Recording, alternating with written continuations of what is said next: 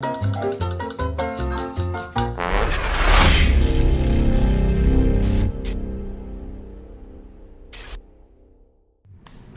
DJNTV show is sponsored by DJ Event Planner, Electra Voice, DJ Trivia and DJ Bingo, ProX Direct, NLFX Pro, Promo Only, Odyssey Cases, Perfect Portals, Instant DJ Requests, and our DJNTV Insiders. This is John Young from DJNTV. Thanks for watching.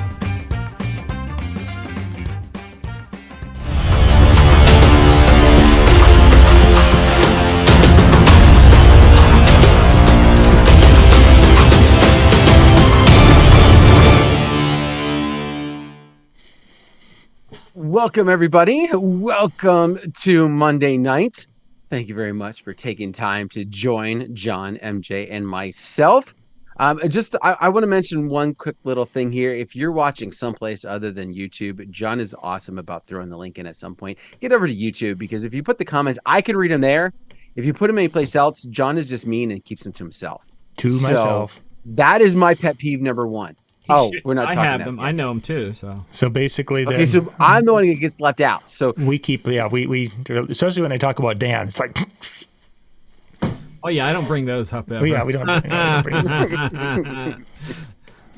That's being so mean. But anyway, hopefully tonight is better than an adult Happy Meal for you. I see. So we were talking. I had to. If you guys haven't heard yet, Put it this way: Happy Meal. The toys in the adult Happy Meal have 2 less eyes than all 3 of us put together. So our premise to this, Dan, is we just looked at it, but while you had stepped away for a second, is that they had a factory flaw on the run, and somebody at the marketing department's like, "Oh, look at all these flawed characters. What are we going to do with them?" And then somebody's like, "I got an idea. Let's make them seem like a collectible." Yeah, from my understanding, they were designed by a little kid that they're raising the money for. But your way is probably more accurate. God, do we feel bad now? Thanks, Dan. You ain't get no information from the chat tonight. That changes anything. But no, we definitely got to say hi to. I want to big a shout out to who was it? Who was the very first one? Who was the? I can't. Now my window won't go up. John. No. Steve. Oh, there it is. Steve Slick. Yep, Steve was the first one in tonight, the first one, and then John came in second. So we've got a nice crowd coming into tonight's show.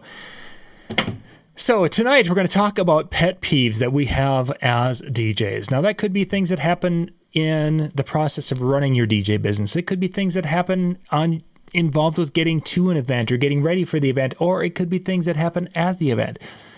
There's just a variety, a plethora of options where you can be dissatisfied, and tonight you can share those dissatisfaction, those unhappy moments that you might have as a DJ. Tonight's all about unhappy meals. Unhappy meals, that's right.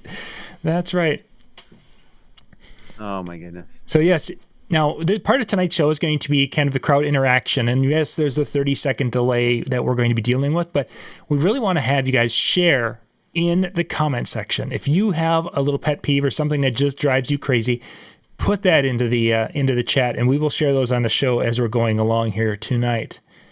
I have no idea what that SoundCloud link is. Someone sharing their personal SoundCloud. Oh, okay. Dude, seriously. That's pet peeve number one. My pet peeve number show one. Up to my events thinking they're DJs. Yeah. Peeve number one. It's kind of tied. Stop sending me links to your mixes. Otherwise, I'm going to send you links to all 85 of my mixes one at a time. And number 2, if I post about a specific subject on Facebook, do not hijack that subject by talking about another subject. Send me a message. Don't hijack my posts.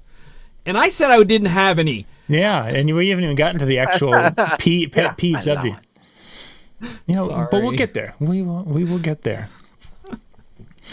Okay, so yeah, we're gonna get some. There'll be a few. We'll let a few more tick away. So the first one I wanted to talk about or share when it came to the little pet peeves that just really bug me, and this is one I think MJ may appreciate, is I hate it when people come up whilst I'm performing, whether I'm in the booth area or if I'm out on the floor, and they get like too close. They like have invaded my personal space and they're within inches of me, whether it's coming right up to whatever. But they've had a few to drink, and all of a sudden those boundaries of being able to talk at half an arm length comfortably, now they're like right here in my face, and they're wanting to be my best friend and talk to me within inches of me, of whichever way. And it just drives me absolutely bonkers when people just get to that point and then they become that stinky best friend with the bad alcohol breath. Okay, you have stated a couple times about people getting close or touching your hard drive or different things like that. How do they get to you? Like, this is what I'm not understanding. How do people get that close? You would think I would remember to put the new batteries in the cattle zapper, but I don't. And, my barbed wire skills of wiring a fence, they're not as good as they used to be. So the next thing you know, I'm just like little Bo Peep there, and I'm just all alone, and next they're there, and I'm sad. But in all seriousness, John, do you run a facade in front of your system? No, I do not. I've had facades that went up and around, but now I'm just basically table with a controller on top. So that's how they were. But the person who did touch the hard drive had come around from behind, which I at times have had. Back in the day when we were doing a lot of school dances and that was a thing, we would set up tables to keep the kids from behind the system. But after a while, it's like I can deal with it. It's not hasn't been a big thing, but occasionally. I have a couple solutions for that.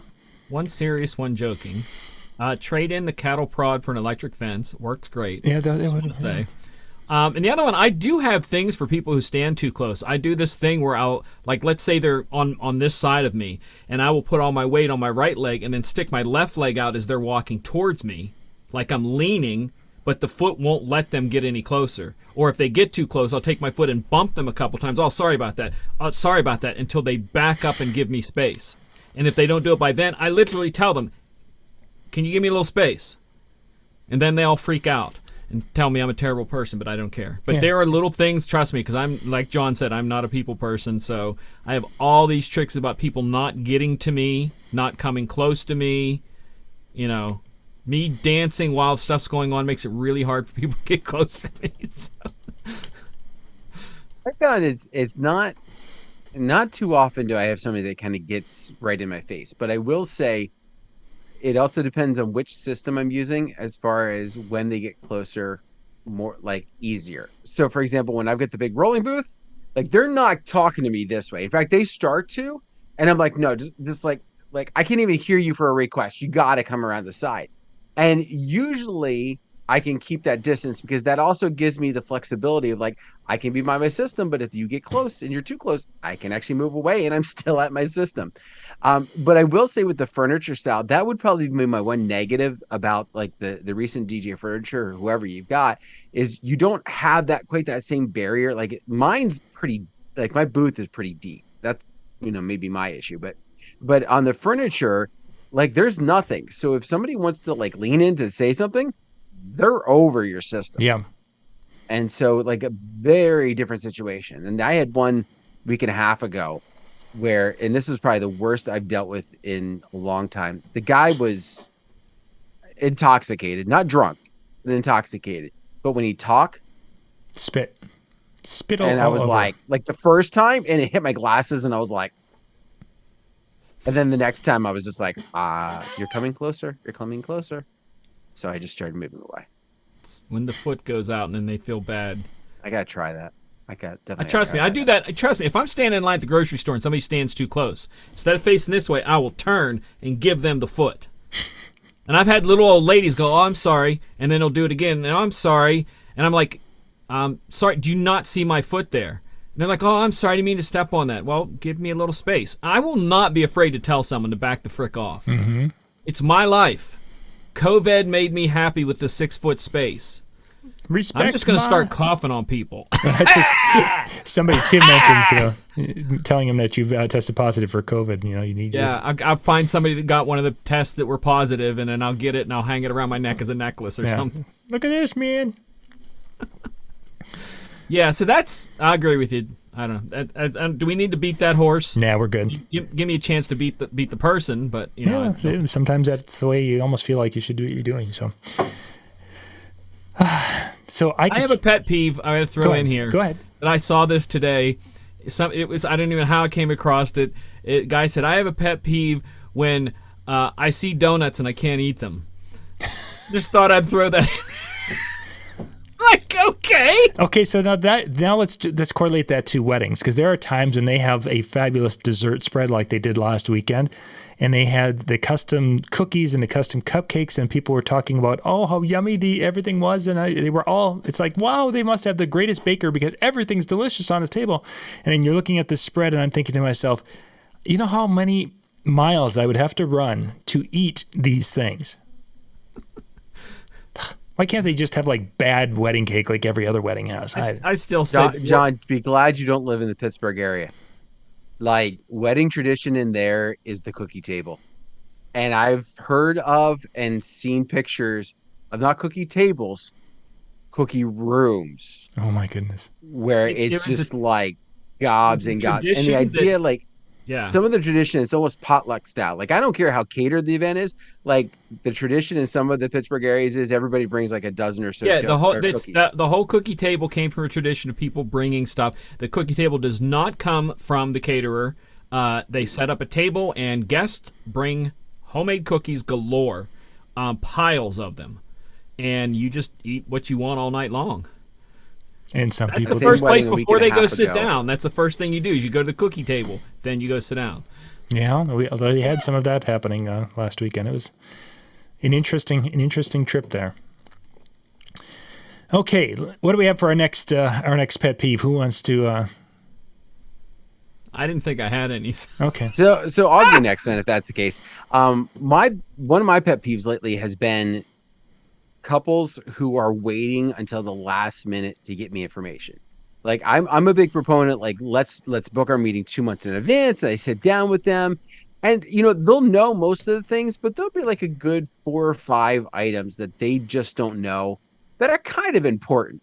Like the song they want to walk down the aisle to, right? The song that they want to dance with their partner to. Like, those are things that are pretty big. Need to know. Yeah, those are pretty big. I kind of tell them, I'm like, listen, if you want to make a change, like, we can do things up to like a week before without too much of an issue. I said, you want to delete stuff, we can be flexible. I said, but adding stuff, I need to know, because I do I'll start putting some stuff ahead of time, but I put those final touches. I like to try even do it like the Sunday or Monday before the event, like that, just to give me that full week so that then I can just breathe. And my last 2 or 3 weddings, I've been getting stuff on Wednesday or Thursday. One, I even said, like, listen, if you're going to do this, I need this by this time. And it was like 5 p.m. on Thursday. It finally came through. And I'm like, this is nuts. Like, stop. Get it to me earlier, please. And maybe it's just my, my philosophy and my way. Like, I like things to be done because I know how insane things can get. But I don't like saving till last minute because I fear like I'm going to screw up.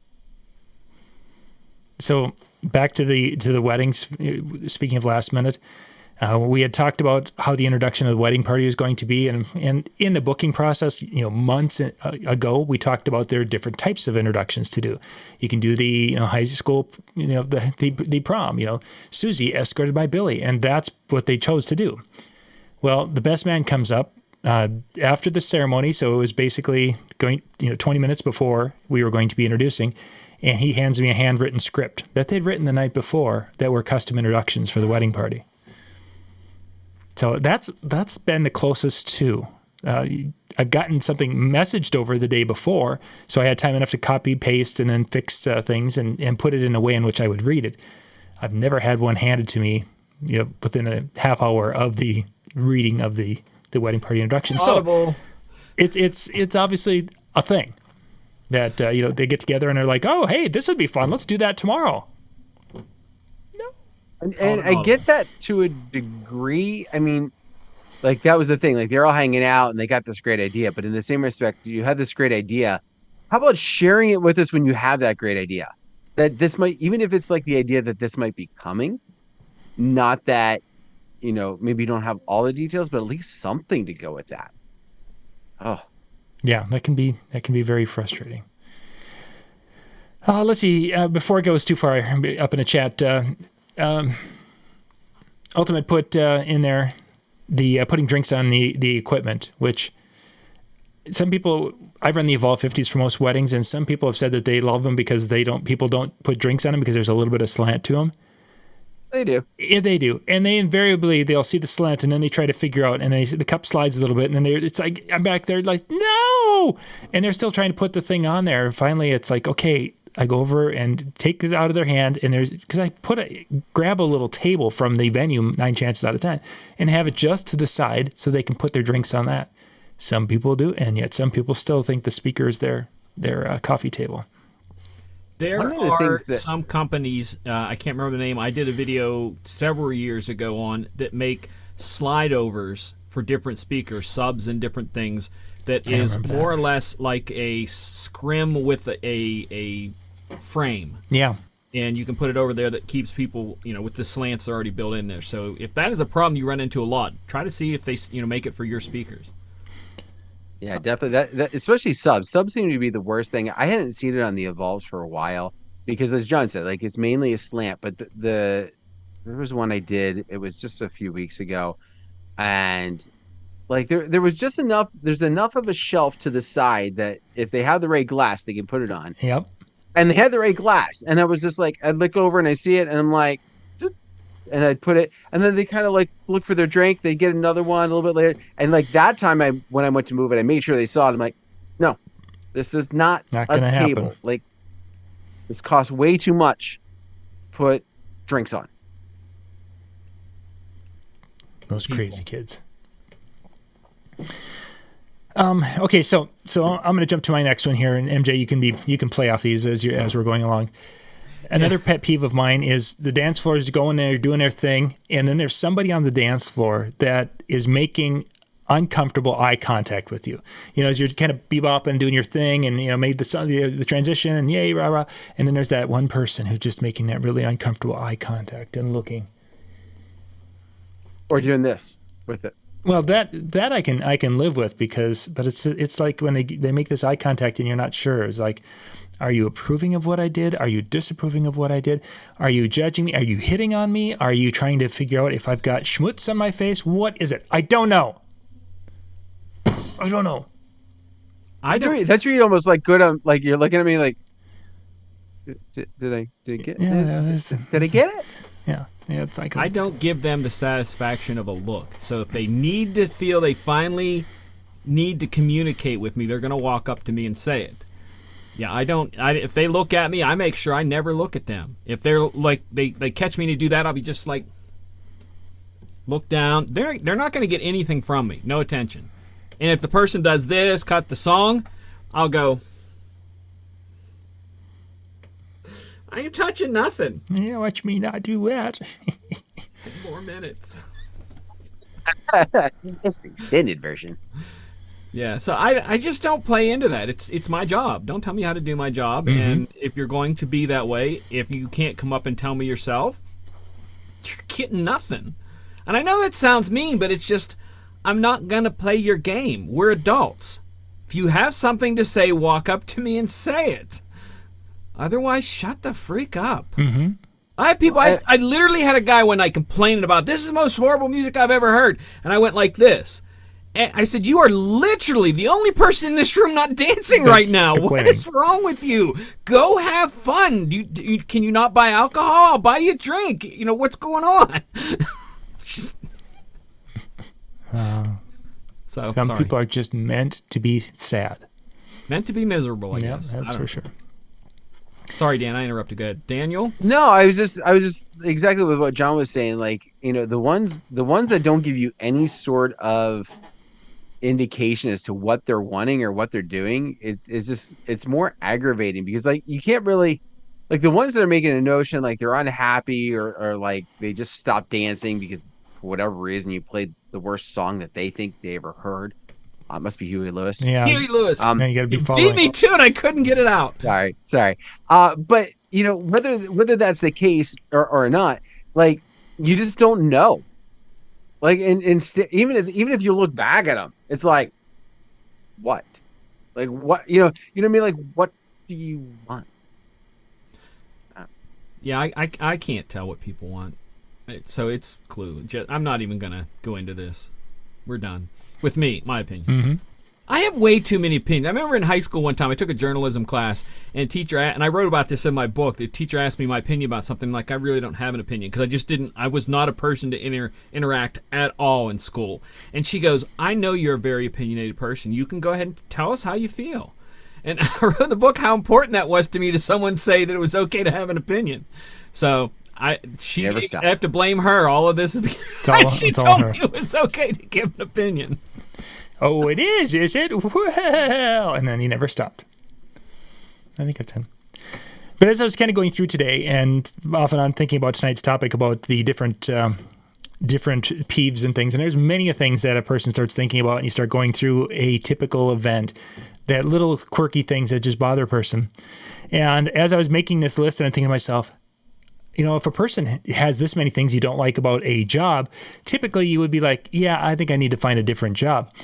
And then I started remembering is that, yes, these things maybe are irritating at times here and there, but there's not too many things you can do and too many jobs out there where you can go out and have your, you know, an open schedule for those of us who pretty much this DJ is what we do, have that flexibility of being your own boss and to be able to take an afternoon off to go to Walmart if you need to go buy, you know, like underoos. That was a stretch. Did you forget to finish the sentence? For my kids? I want to be fun too. Okay.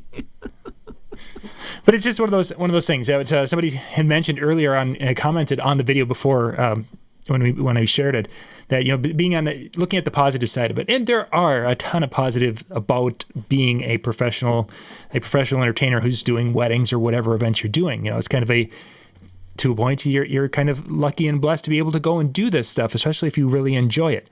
So it's not that a person hates everything about it. And for some people who are thinking that's the case, there's just those little quirky things that if they all happened on the same night, you'd want to kill somebody. Just saying. Yeah, I've always said that, you know, our job is literally to celebrate with people, whether it's celebrating a wedding or celebrating the end of a work week. You know, if you can't be happy with that, you shouldn't do it. But that does not mean you're going to be happy about everything. So that's the way, you know, we're looking at it. We're nitpicking, but it's fun to nitpick. When you're giving us that freedom, John, we're doing it. Mm-hmm, exactly. Dan? And this is one of those moments where, in some ways, if you know, for example, if you've noticed, we've all kind of like started to laugh when we bring this up because we remember like this one moment or multiple moments that have been enough that we're like, oh my gosh, like why is this happening? But I think in some respects, it's fun to be able to vent to a degree, you know, and get it off and realize that you're not alone. Right, you're not by yourself. A lot of these are ones that everybody's dealing with, and you can't necessarily, you know, get this out with people that are not in the industry because they just don't understand. And go ahead, MJ. I was just gonna say, I've always said that about the expo. That's a great place to go and talk to people about what you do because I'm sure your wife or husband or girlfriend or whatever is tired of hearing you talk about it when they don't do it for a living. Oh, for sure. So. But a prime example of when you can talk about something that some people may not understand is Rodney on Facebook. Thank you, Rodney, for putting this up. You know, have you ever felt like a babysitter, a high-paid babysitter at a wedding where the kids are all on a dance floor and the adults are over at the cash bar or over at the bar out having a smoke, whatever? And yeah, that one where the kids are out on the dance floor running crazy, and then all of a sudden they're into your lights and they're into your speakers, and they're like, "What does this do? What is it?" You know, that kind of a thing. Yeah, that definitely would put in that category of pet peeve moments for surely at a wedding. What if the babysitter that you have to do is not for the kids of the adults, but it's for the 20-something drunks? Yeah, there's times of that You'll too. Feel like a babysitter at times. No, go sit down. Here, drink some water. Yeah, exactly. Lots and lots of water. No, she doesn't hate you as much as you think she does. Oh my gosh, Well- there was one night that I did that. This girl was crying over my friend DJ for talking to a girl, and I literally pushed the wrong buttons. I said, "Oh, he would never leave you for her. He likes brunettes, not blondes." You know? She immediately started crying. Nice. I'm like, oh, probably shouldn't have went there. Yeah, maybe not. Wasn't it? Wasn't it? She was a redhead too, wasn't she? Yeah. I don't remember what it was, but it was one of those things that I had to push the button the other direction, and she started crying, and I'm like, not the right joke right now. This is why I don't want people to talk to me ever. Right. It's like, quit it. I don't like this. And there's pet peeve number 5. Sorry. And of course, when people are talking about pet peeves, we've been talking kind of more at the event, but there's a ton that have been shared on some different posts on Facebook talking about the booking process. You know, they pet peeve that, and we've talked about it on the show, not being able to get a hold of couples, they're not getting email or replies from couples with email or text or whatever methodology that they have. The one I wanted to touch, though, was the ones where you will have someone who has read like the little knot or wedding wire whenever they used to do the things that specifically the information of here's a list of questions to ask the DJ. And when you call, ask them how much it would be for a birthday party first to find out how much they charge. And then, oh, by the way, it's a wedding. So that way you know what their honest price should be. When a wedding wire came out with those two things a number of years ago, oh my gosh, it was just this, you'd answer the phone, you start talking, and all of a sudden you knew that you knew what they had. They had that list right in front of them. We're going to go right down that list of questions. What kind of speakers do you use? Do you use professional microphones? Lighting is very important to us. Are your lights wattage wise? That kind of, and it's like, that was a problem. I was going to read. I love when they ask I fortunately never ran into that one. I love the ones when they find some list online somewhere, and it's like a list from easily 10, 15 years ago, almost very similar to those ones that you were saying, John, but not quite. And they don't know half of what it means, but they feel like that's what they have to ask. No, you don't. Okay, so the knot is where it was. Oh, they have a new version from 2021. Ooh. So first question is, what is your performance style like? What type of music do you specialize in? How long have you been DJing weddings? That one's a tricky one because I've had that one asked, and there's times where it'll be like, yes, I've been doing weddings for nearly 30 years. And you're like, how old are you? It's like, oh, I'm not that old. 9. What are your favorite weddings? I love when I'm at the event and they ask me that question, and I'm like, and I tell them, and they're like, what? Most of the time if they ask, and I have had it at the event, and it's like, yeah, this is my 4th wedding. Go that direction, and usually, and then we move away. But when they're calling on a phone and you don't have any kind of a repertoire with them at that point in time, it's like, okay, well, you can go find it online. It does say that I've been doing weddings since 1990. So yeah, I can't really fudge that one too terribly much. What was the deal again? Explain to me about the question about asking about the 2 different events to see the price. The birthday, because there was a big thing a number of years ago that DJs jacked their prices up for weddings. So if you really want to find out what they honestly charge for a weekend event, you say, hey, I'm planning a birthday party on August 12th. What do you charge for birthday? And then you get the price. And you can either choose to call them back and ask again, or have your fiance call them back and then get the wedding price. And then you can tell if they're trying to rip you off. Yeah, that's false because first off, I explained this to someone one time. I'm like, okay, this is the chain of events that happen for a birthday party DJ. You call me, you ask for a price and stuff. I ask for the date. We hear this. Okay, let's book it. I send you a contract. You sign the contract, send it back. I touch base with you the day before the event. I show up the event, I DJ event, I leave. Weddings, we're going to do that 100 more times back and forth and this and that and meet and talk and cousin so-and-so and this and that. So you're paying for my time. Mm-hmm. So if you want to do this wedding where we just simply, me show up for 4 hours, I'll give you that price. But you get no specialties. So you have to look at what you do, and you absolutely should charge more for a wedding. And if anybody questions that, I would just explain it to them that way. There's nothing involved in a birthday party compared to a wedding. No, for sure. And there's a lot of, but I remember when 2020 or one of those like investigative type, news Yeah. programs did something very similar where they were Yeah. like, they were recording themselves calling and then they were like basically pulling that thing. And the problem is with a lot of those, you never get the opportunity to justify the difference, right? I mean, that's why, you have a lot of DJs who, when it comes down to it, go, I'm not going to share my price unless I meet Yeah. with them. Mm-hmm. Like, I'm going to make sure I qualify so they don't get stuck in that situation. And I get that to a degree, but there's two potential alternatives that I see with this. One is, and I know this wasn't necessarily where we're going, but we went there anyway. One idea that I've heard is, you're going out on a weekend, you're giving up that real estate of time, charge the same either way. Charge the same either way. And some people I've heard even say with that is, okay, that birthday party, that milestone birthday party that you're doing is as much of a once in a lifetime event as the wedding potentially could be. So why should you put less into it just because it's a birthday party?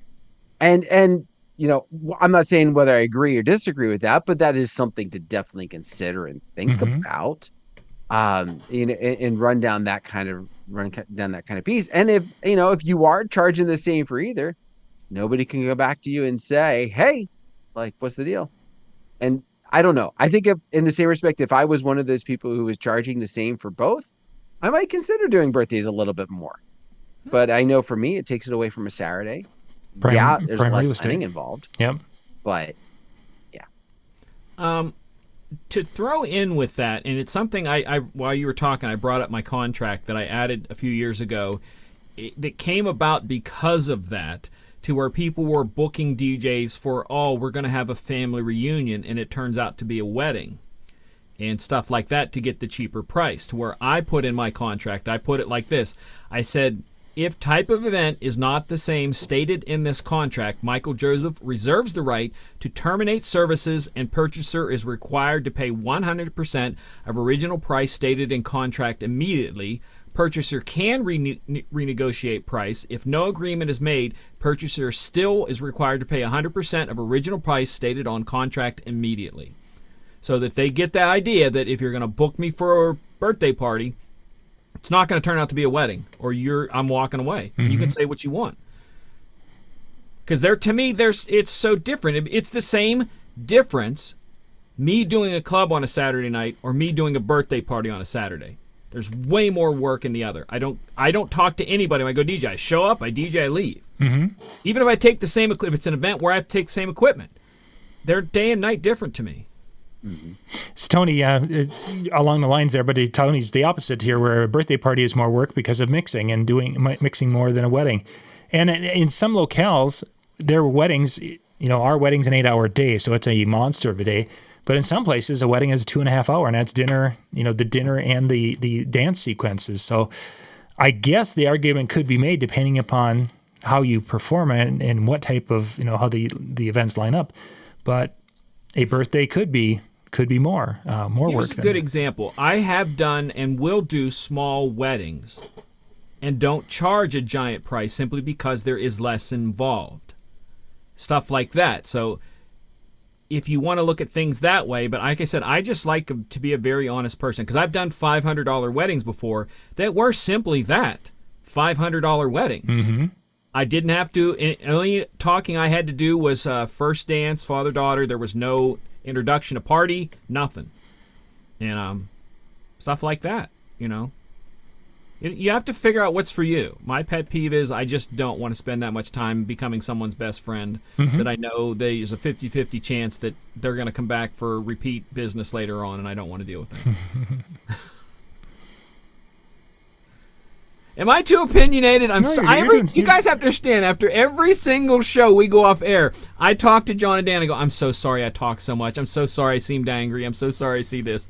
So if you in the chat are unhappy with me, it's your time to be a pet peeve and tell us that you're unhappy with me, because I don't know. I'm just mouthing off for the fun of it. You're fine. That's what Dan always says. then it's always right. Okay. You're fine. Okay, so my next one is dealing with venues.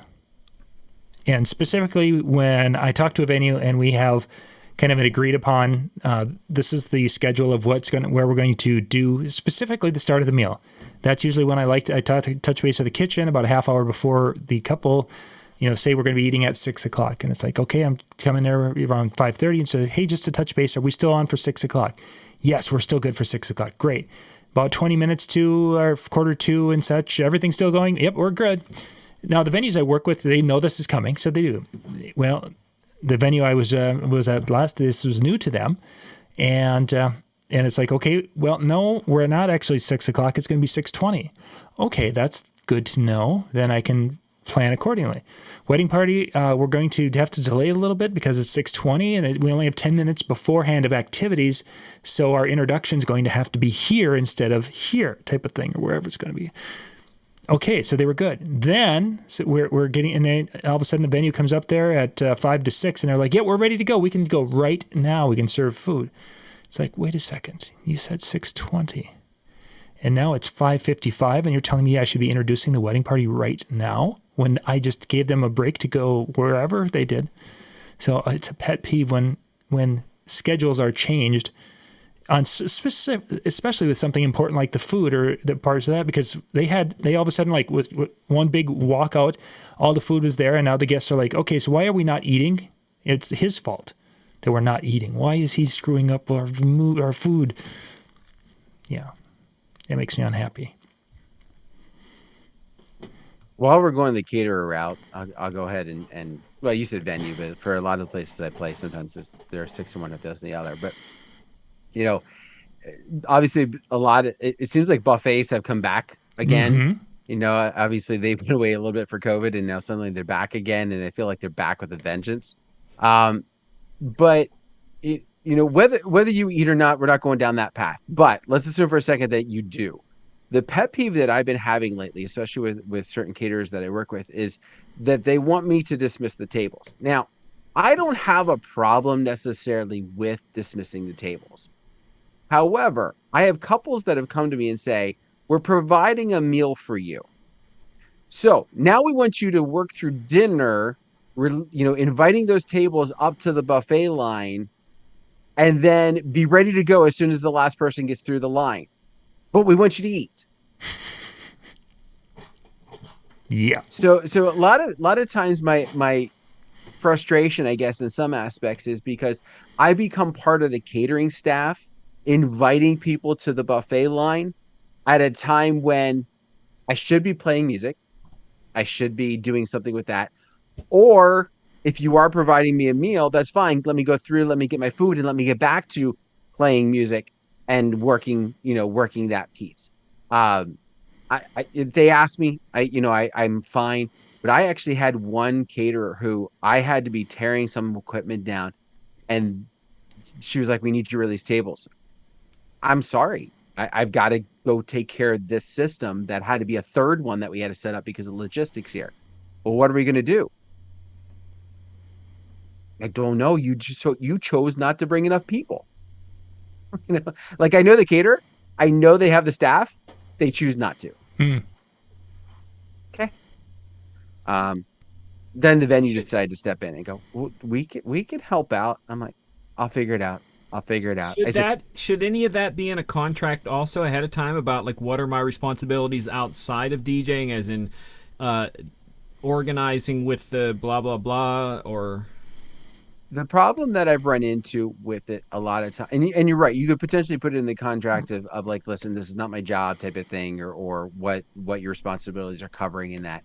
But what I've found with a lot of these situations is the couples don't necessarily want you to be the one that's inviting people up. Right. But the caterer shows up and doesn't bring enough people to serve the food and have somebody that goes and invites the table to serve like the buffet feed out and doesn't have enough to invite that person to the buffet or invite those tables up. And so whether it was the plan or not, it potentially falls on you to help things run at least somewhat smooth. Yeah. And I think a lot of it is I mean, there's a lot of DJs, especially in my area. I don't know many who do, who actually play through dinner. A lot of them put on a mix and then go sit down for an hour or whatever. They don't actually physically do anything during that time. So for those caterers, it's like, well, of course they can help. Like, they're not doing anything during this time. But they wouldn't ask the photographer, who's not taking pictures of people eating. Yeah, the photographer's got a plate and they're sitting at a table somewhere. I'm not saying they should. I'm just saying right. It just automatically falls on us. And I'm telling them, I'm like, listen, I'm not doing it over the mic. That's okay. We don't need you to. We just need you to go to the tables. Okay, fine. Just don't get me started. Next.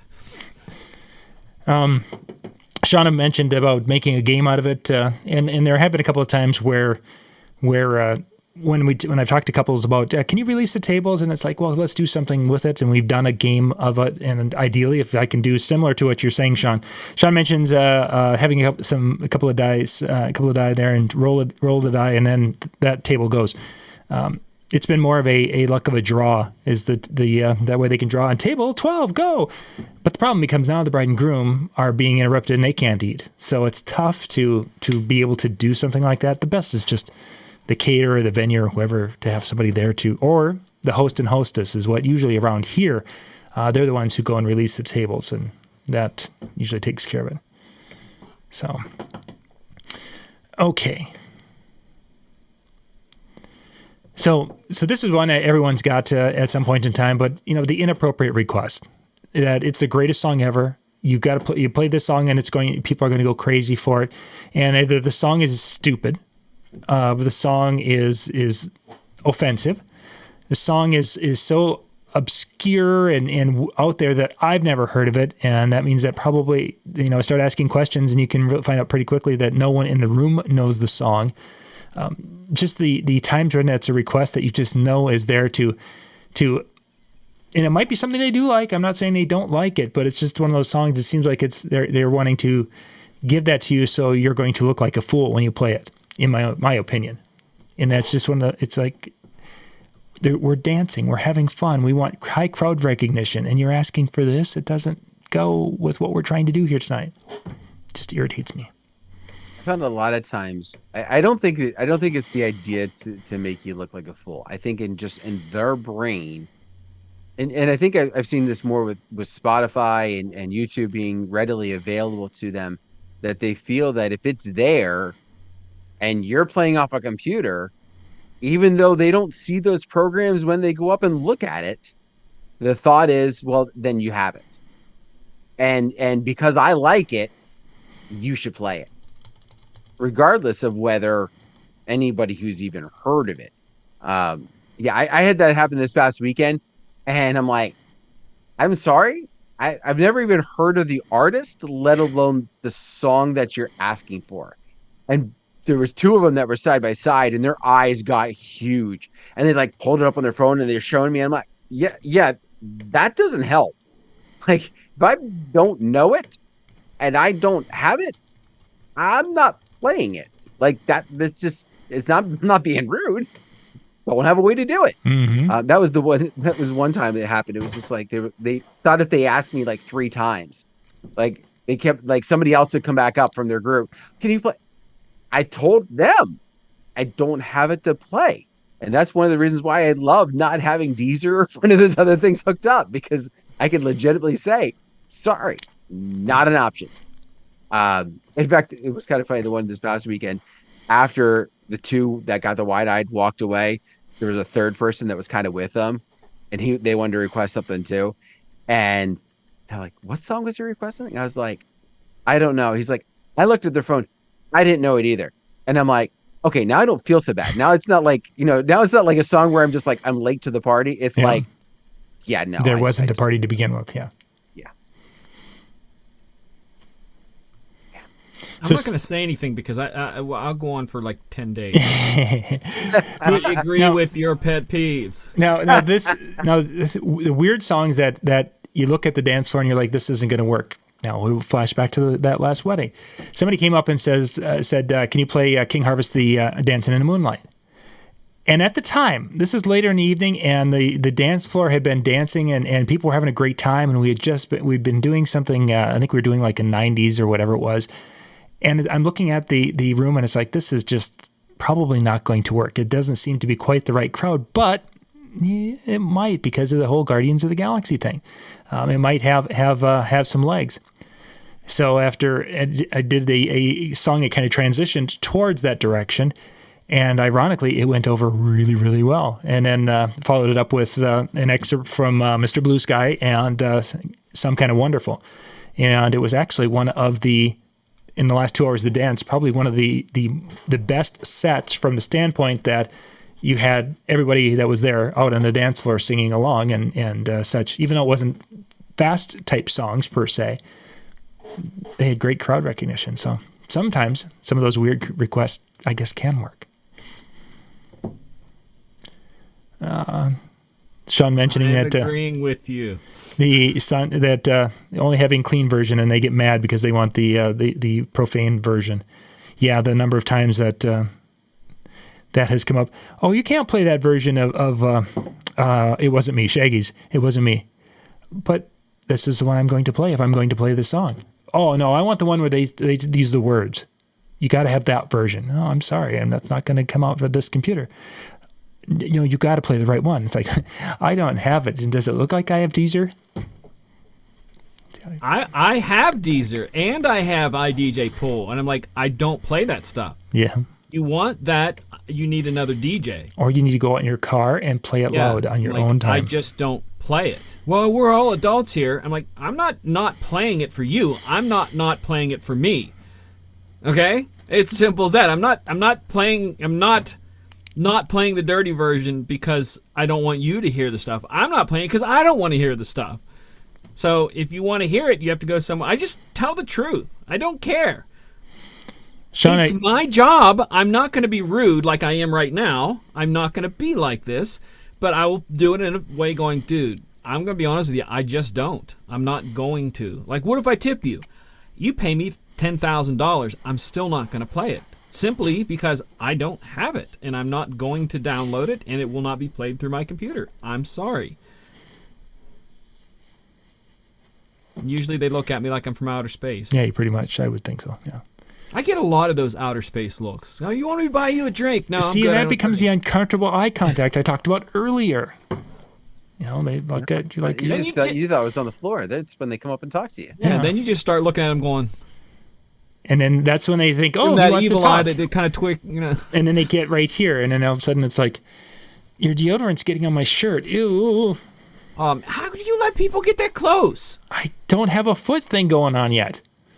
I mean, you didn't know the trick. You've I didn't know holding the out foot on us thing. on your trick. That's even like the mildest tricks. I'm sorry, but I mean, there's so many things where you turn towards them and you move towards them like that, and then they back away. There's just so many things. Talk with your hands. I thought you did the hula hoop hips, and if you hit them with your hips and they were too close or something, They're not even. They shouldn't be able to reach out and touch me. If they can reach out and touch me, they're too close. I've literally told. There's a couple times where girls will come up, put their arm around me, and I'll do that. Flinch. Now, 90% of the time, it is a legitimate flinch because I don't want you touching me, and they'll go, "Oh, I'm sorry." I'm like, "It's all right, good." Then they'll take a couple steps back and start talking to me. Mm-hmm. So I'm happy with the flinches. I don't care. I know you all think I'm a horrible human being and a horrible DJ. I am much more tactful with these in real life than I am talking here. This is where I get to express my true feelings. So if you come up and try to, get me on one of these, you're probably going to get a little politeness. Mikey asked about if a client demands that you play it. This is a conversation I have with all of my clients, whether it's in the booking time or whatever. I'm pretty open with this. Is that I'm not going to play something that isn't a radio edit. It's got to be a minimum of a radio edit. I just don't carry it. And if someone would be like, yeah, you got to play that song and it's got to be the profane version. I don't have it. I'm not going to do it. And we had this conversation in advance because when we talk about requests in the planning process, one of the questions I ask is, do you want me to take requests from the guests? And some couples say yes, some couples say no.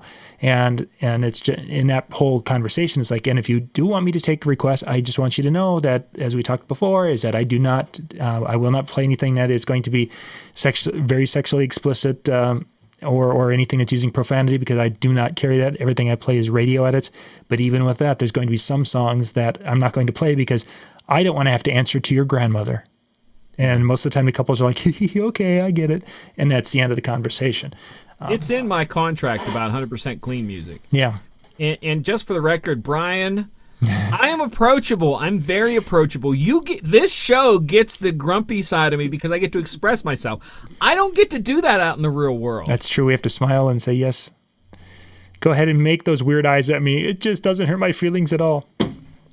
Yeah. I will say I have not had that conversation with my couples, and I'm thinking that I need to have it just to prevent an issue. I have my one strike against me in the review world, right? I applaud myself in the fact that all my reviews have been 5 stars except for one. And it was because it was a bride who not just wanted a profane song, but wanted the profane song during the garter toss. And she wanted Ludacris moved, and you can go the rest of it. And I was just like, I'm sorry. Like, no, like, you know, especially at that point of the night, like, you've got all ages there. Sorry, no. And I was like, I'll play the edited version. And I said, anybody wants to sing it, they can sing it. And she was just like, okay. And then when it was all said and done, it was like flexibility or some weird thing that they put for star rating.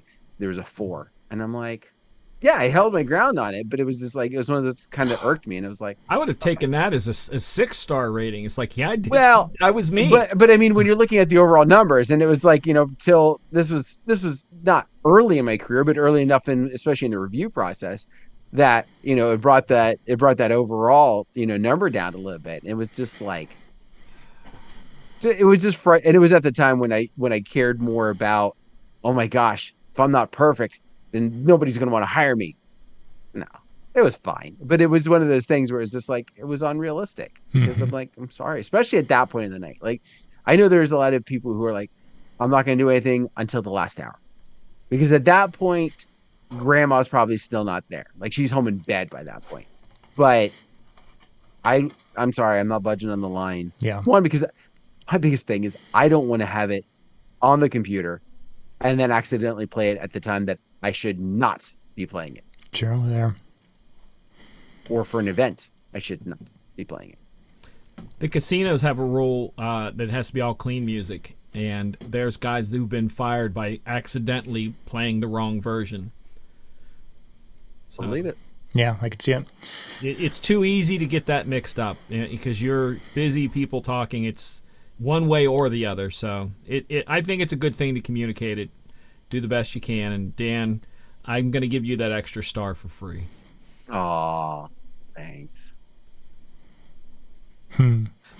Okay, so coming up, let's see, tomorrow night we've got Ben Stowe coming in. We're going to be talking wireless microphones and frequency on that, and revisiting that just a little bit to talk about what you would need to know if you're going to be expanding your microphone system, if you're going to be adding more mics, or if you're going to be replacing. There's a little bit of changes and such in that, and just to really kind of update us on how to make those all work well together. Tonight, when we're done here, hanging out with Howie, DJNTV.com/chill, you can pop out there and chat and be part of this show. They record, and then after that, it's open up chat. Tuesday night at 10 o'clock Eastern is the Tuesday Night Music Show with Brian, Jay, and Howie. Again, DJNTV.com/chill, and you can check that out.